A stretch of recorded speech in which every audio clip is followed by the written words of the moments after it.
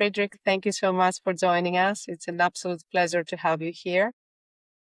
Thank you. My pleasure. It's the visionary behind Hotel Ranga, right? You've built more than a hotel. You've created a destination that's become synonymous with nature, of course, adventure, and Icelandic hospitality. And your journey from idea to internationally acclaimed experience is incredibly inspiring. That's why we wanted to join us. Thank you again. And you're located in one of the most stunning yet remote and peaceful areas in the world, right?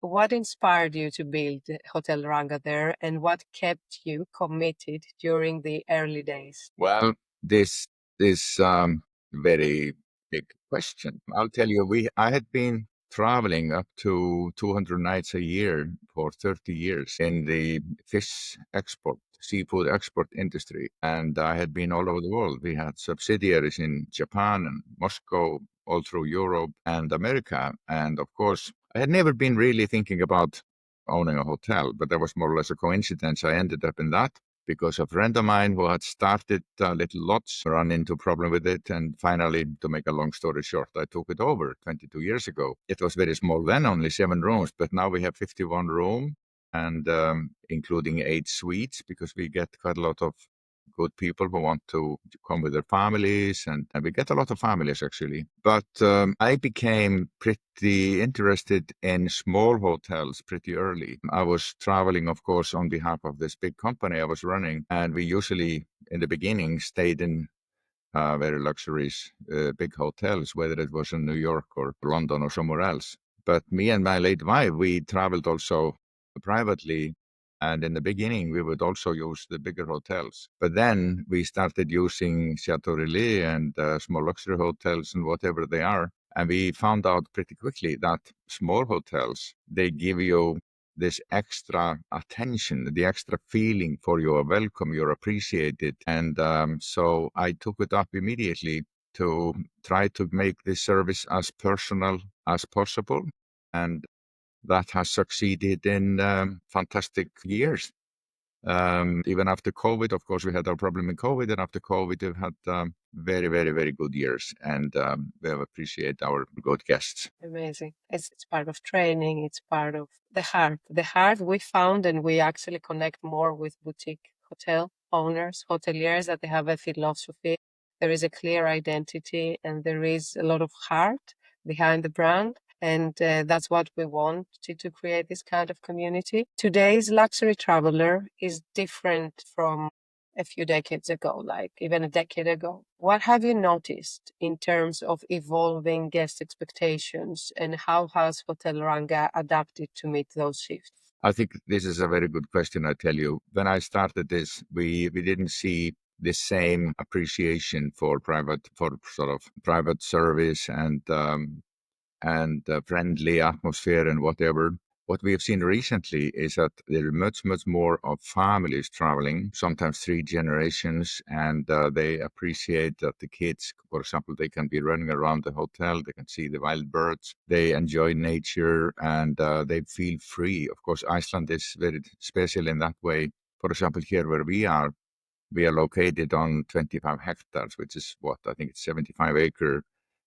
size of a land, and you can roam around that as you like. But mainly it is my people understand, of course, and appreciate that if they show friendliness and interest in the guests, they get it back manifold, and that means that their job becomes much more interesting, and they feel that they become part of the guests in a way that and honestly, there is no strong sort of studies about behind it. It's just pretty natural. And it's authentic. When it's natural, it's authentic. And I think the guests, the well-traveled guests that I assume you have, they experience that, they feel that, they sense that when it's the authentic smile, when it's not the trained smile or that behavior and that's the difference between the independent and the non-independent kind of Yes, it hotel is. spots. It That is.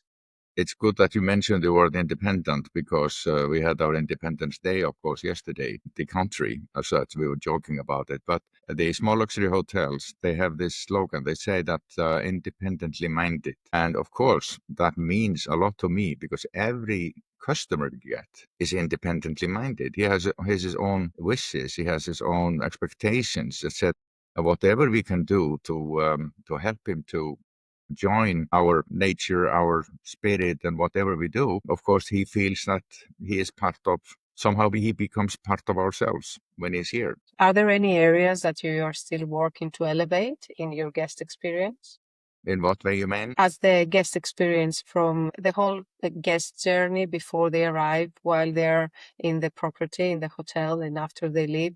Well, I think the main thing is that we try to make absolutely certain that we deliver what we say we do. And we have a lot of activities. We work with a lot of many local companies, and whatever we say that we can deliver, we do. The cooperation we have with the companies around us have been extremely, uh, you know, pleasure and pleasant. And our guests, they feel that they're so welcome in the community wherever they go. There are shops around us where people have their own knitting, the Icelandic sweaters and whatever. Our people, they take them up to the glaciers on snowmobiles. They go buggy riding, they go horse riding, they go, even fishing, whatever. So in general, every year we come up with something new, something interesting, and we are constantly seeking some new experience for our guests. For example, we have recently started having dinners in caves, which are supposed to be 1,000 to 2,000 years old. Nobody knows for sure, etc., etc. There's an endless, even today, or last night actually, we were putting up a camera to so people can see swans which have already now nested very close to the hotel. And so we try to explain to people, look around, see what's happening there, and become you know become part of our nature. That's these are their memories that they take with them. And now the why has changed recently. Why people are traveling when the why is not a price, which is not the current situation, or the people that we're trying to connect with. When the traveler has that freedom, the financial freedom of travel wherever they want to travel.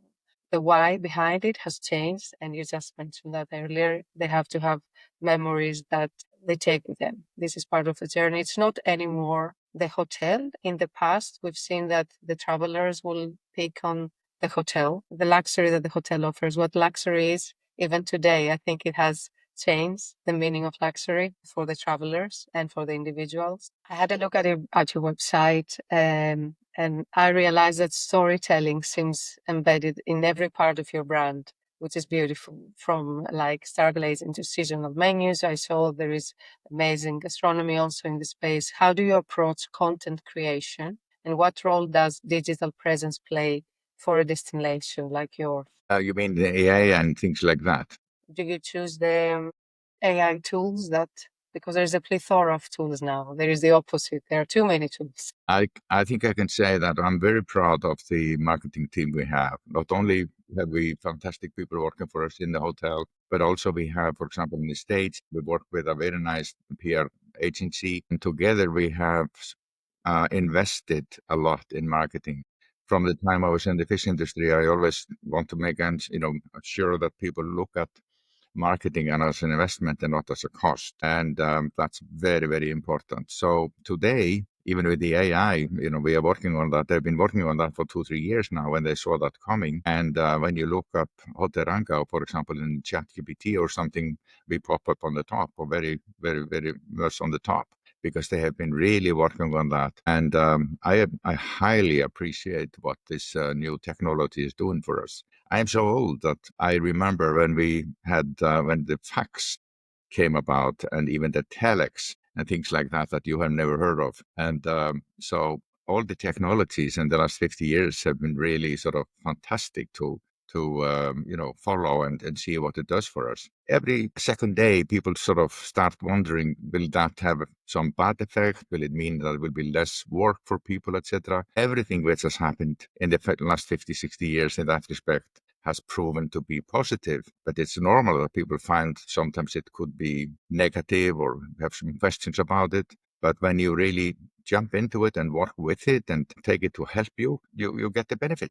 It's that we say in technology, like human computer interaction, and even in the guest journey, for instance, in an industry like yours, hospitality, is how you work with the tools. Where do you position in the guest journey the human to human? How do you find that harmony and balance between the tools and the human presence and the individual to understand, of course, their audience, which I'm sure you know really well, your personas, your clients, what they need most, where do they need it, in which step of the customer journey. And that's the best thing that ever happened. Technology is here to serve the humans, not the other way around, I think. And using it wisely and understanding it. And you have a beautiful approach to marketing, because this is exactly what it is. It's an investment, of course, not a cost. Of course, there are a lot of trust issues from a lot of hoteliers we've spoken to. They had bad experiences with agencies in the past. A lot of people also in technology, they promise, but they never deliver what they're promising. Having great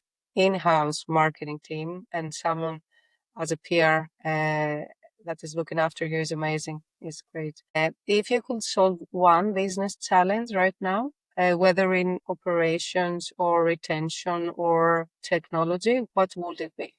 In technology, I think what we are trying to do now, of course, is just to follow all the latest technology changes, etc. So that's a normal thing for us to do, and we do that, of course, all the time. Other things like what's happening in the world, of course, is a challenge, mainly marketing wise. We know that the outer world looks at Iceland as a safe country. We never say that though, because of course, we can never promise that nothing will ever happen in Iceland. But overall, our feeling, what we see from our reaction from our guests, is they highly appreciate mainly this, as I mentioned before, that if you travel with your kids, you can allow them to go outside and roam around the hotel. Sometimes people say there's something wrong with the key or with the lock on my outer door, because we have outer door in all the rooms. And we say, don't worry, at best there will be some sheep or cow coming into your room, nothing else. So, and anyways, but the challenge, I think everybody in the world now knows that there is, something happening that we have no control over. But if you look back, we are still sort of, but the world is trying to come to senses about all this, whether they are the tycoons in America or Russia or wherever they come from. So we are just hopeful that we will continue to travel. And in Iceland, we are pretty sure that we will continue to welcome people who want to come here and have an interesting travel. And where the particular position of the property that you mentioned earlier, like you're in one of the most breathtaking, I would say, in remote locations in the world. How does this isolation influence the magic and the challenges of running a luxury hotel in operations when you were building it? You mentioned you started with 20, how many rooms you had? At the beginning, 20 rooms, 7 to 20, because they were building. We were building them at that time. So But I I can tell you assume, that yeah. no, then we are now 51 room, and the main attraction, of course, as we say, is the nature. And one thing we figured out pretty quickly, or I did, that we were not selling much the Northern Lights, if I can call it like that. These other Nordic countries had been doing that for many, many years. So we started sort of 21 years ago to have a wake-up service for people who come here at night and in the wintertime. The Northern Light have been our biggest selling point for a long, long time. And not only that, we also opened up an observatory where we have two big telescopes. So at night, at 9 o'clock and 10 o'clock in the evening, we have a tour, which we call Sky Tour, into the observatory to see the stars. And that has also become very, very popular. So in the wintertime, we are even more busy than in the summer. So that's just overall, of course, we thought, we always think about what can we do next? What can we do to make the trip to us more interesting? And that has also resulted in that people are staying longer than they did. Usually people would be traveling around Iceland, stay maybe on one night at each hotel, but we have people quite a lot staying 2, 3, 4 nights. which is very, very pleasant. We get to know the people and they get to know us. And at night, I'm trying to be here almost every night, at least 4 or 5 nights a week, talking to my guests. And I love it. It's my retirement hobby. That sounds amazing to hear. In an industry that a lot of people they bring hotels, as you know better than me, in a certain level, they sell them, they go to the next one. Seeing that's the heart of the property. It makes sense. It makes sense. Um, where do you see your hotel evolving in the next 6 to 12 months? Do you have like any exciting new partnerships, or everything is going to run smoothly as it has so far? Or are you planning something new? We are constantly planning something new, mainly in service. We might extend a little bit because I don't want to make it much bigger. Maybe we might add on some suites because we have very, very big interest in our suites. Honestly, we think that whatever we can do to make people more happy here is what we are here for.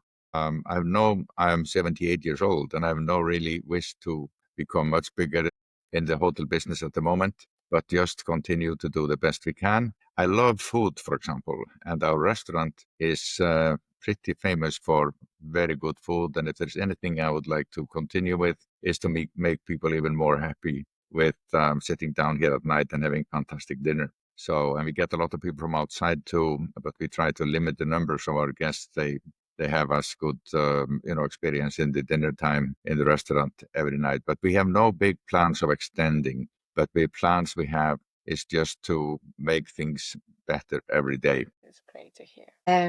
Friðrik, thank you so much for your time.